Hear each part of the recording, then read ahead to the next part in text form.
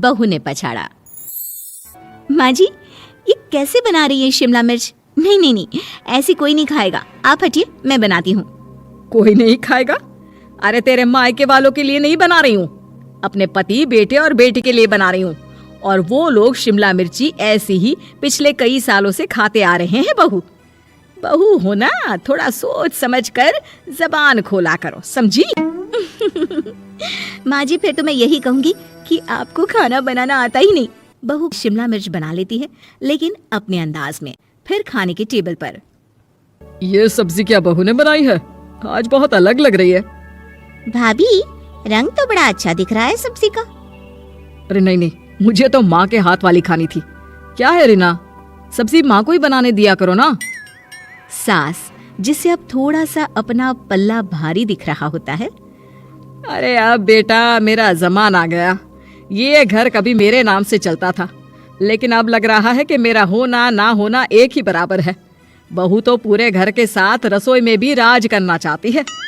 माँ जी, आप ही ने तो कहा था शादी के वक्त कि रानी बनाकर रखेंगी मुझे।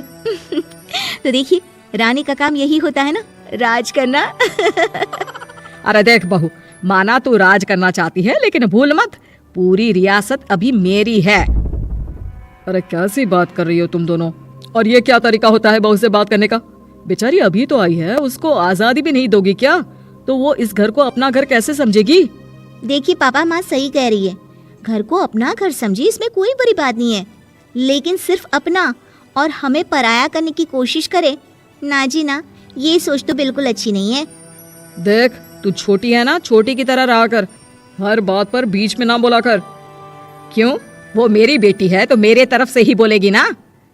माँ जी, ये तरफ क्या होता है? हाँ, वो मेरी बहन नहीं है क्या? मैं मानती हूँ कि आज मैंने सब्जी बना दी, लेकिन थोड़ा खाने में बदलाव करना हम स्त्रियां भी तो जानती हैं और चाहती भी हैं। तो इसका मतलब ये तो नहीं कि घर के खाने की कोई वैल्यू ही नहीं है। देख, मैं कोई बहस नहीं करना चाहती, जाओ खाना खा लो। सभी खाना खाने बैठ जाते हैं। अगले रोज, माँ जी प्लीज, ये आस पड़ोस वालों को बोलिए ना, मुंह उठाकर घर में मत आ जाया करे। अरे किसी के घर आने जाने का कुछ वक्त तो होना चाहिए। यहाँ तो सारा दिन मानो लोगों ने धर्मशाला बनाकर रखी है। बहू, वो हम लोगों के परिवार जैसे हैं, पिछले 25 साल से हमारे साथ है। और ये मेरा घर है, यहाँ कौन आएगा कौन नहीं ये तू कैसे डिसाइड करेगी? और हाँ, तुझे अगर पसंद नहीं ना तो अपने कमरे में चली जाया कर। वो लोग बात ही कर रहे होते हैं कि पड़ोसन आ जाती है। अरे बहन, हम लोगों ने जागरण रखा है माता का आज रात, सुबह का भंडारा भी, तो बहू रानी को लेकर आना। आना हाँ बिटिया? अच्छा चलती हूँ, और घरों में भी निमंत्रण देना है। अरे हाँ हाँ, हम जरूर आ जाएंगे। वैसे किस किस को बुला रही हूँ? वो तुम्हारी ननद और भाभी भी आ रहे हैं क्या? माँ, क्या आप इनके पूरे खानदान को जानती हैं? अरे भाभी ने ही तो मेरी ननद की शादी की पूरी तैयारियां कराई थी, और मेरे मायके में भी पापा की मौत के बाद वहाँ रहकर इन्होंने ही मुझे संभाला था। इतना तो कोई किसी के लिए नहीं करता। अच्छा, मैं ना फल दे जाऊंगी, काट देना भाभी, मैं दूसरे काम पूरे कर लूंगी। मेरी तो तबीयत खराब है माँ जी, आप ही काट देना सारे फल। मैं रात का खाना भिजवा दूंगी, परेशान ना होना। हाँ? अरे नहीं नहीं, हम लोग बना लेंगे, 4 लोगों का खाना तो बनाना है। अरे नहीं नहीं, आप फल पर लग जाओगी, और बहू की तबीयत भी ठीक नहीं, खाना मैं ही भिजवा दूंगी। पड़ोसन चली जाती है और सास बहू की तरफ देखती है। देखा, जिसे तू धर्मशाला बोल रही थी वो कितने अपने हैं। हाँ माँ जी, आप उनका काम कर रही हैं, उनके जागरण का प्रसाद तैयार कर रही हैं, तो वो क्या इतना भी नहीं करेंगे आपके लिए? ओहो, तुझसे बहस क्या करना बहू। तभी बहू की माँ आ जाती है। अरे बहन जी, बेटी से मिलने का मन किया तो बिना बताए ही आ गई, बुरा न मानना।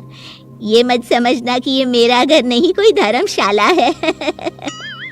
अच्छा अच्छा, तो ये घर पर आए मेहमानों को घर नहीं धर्मशाला वाला समझाने वाली आप ही हैं। वैसे आपको खुशी होगी कि आपकी बेटी के संस्कार भी ऐसे ही हैं। अरे माँ, किन बातों को सुन रही हो? आओ अंदर आ जाओ माँ। माँ बेटी के साथ अंदर आती है तो उसे अचार की महक आती है। हाय रे, कितनी अच्छी महक है। क्या बनाया है बहन जी? अचार बनाया है। आपकी बेटी बोल रही थी कि आप लोग कुछ अलग तरीके से बनाते हैं। मैं तो बस ऐसे ही। हम लोगों के घर पर तो अचार टिकता ही नहीं है। अरे आता ही किसे है अचार बनाना। लेकिन जैसे ही बेटी माँ को कमरे में ले जाती है, क्या है माँ, क्यों आ गई यहाँ पर, बताकर तो आना चाहिए। अरे कैसी बात कर रही है बेटी, माँ को बेटी से मिलने का मन किया तो क्या माँ नहीं आ सकती? आ सकती है माँ, क्यों नहीं, लेकिन तू ना पूरा खेल बिगाड़ रही है। खेल? कैसा खेल बेटी? मुझे भी तो बता देती तो मैं भी खेल लेती। माँ जब से शादी करके इस घर में आई हूँ ना, सासू माँ ने मेरा घर का रट लगा कर रखा है। अब मैं ये बताना चाहती हूँ कि यहाँ मैं आ गई हूँ। कोई भी चीज जो पहले होती थी वो ठीक नहीं थी, तो मैं उसे परफेक्ट करूंगी। अच्छा, यानी बात सिंहासन की है कि पहली रानी को उतारना है। हाँ माँ, तुम्हें जो समझना है समझो, लेकिन बात तो यही है। पर बेटा वो बेटी कुछ नहीं समझती और दरवाजा खोलकर बाहर चली जाती है। माँ जो कि एक अच्छी औरत होती है, बेटी को समझाने की कोशिश तो करती है।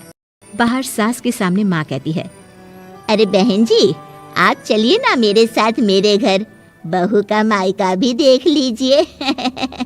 अरे नहीं नहीं बहन जी, आप ही रुकिए हम लोगों के पास। शाम को जागरण है, वहाँ ले चलेंगे, उसी का प्रसाद तैयार कर रही हूँ। अच्छा, हमें भी तो सिखा दीजिए कैसे तैयार करते हैं। अरे कैसी बात कर रही हो माँ, कितने जागरण करवा चुकी हो तुम। देख बेटी, एक बात गांठ बांध ले, हर बेटी माँ के घर जो होता है वो देखती है, लेकिन सीखती वो सास के पास ही है। सास का संस्कार वो अपनी सास से सीखती है, जो वो अपनी बहू को देती है। तो बेटी, यहाँ के रीति रिवाज, रहन सहन, बोली भाषा अपनी है, जिसे तुझे ना सिर्फ फॉलो करना है बल्कि सीखना भी है।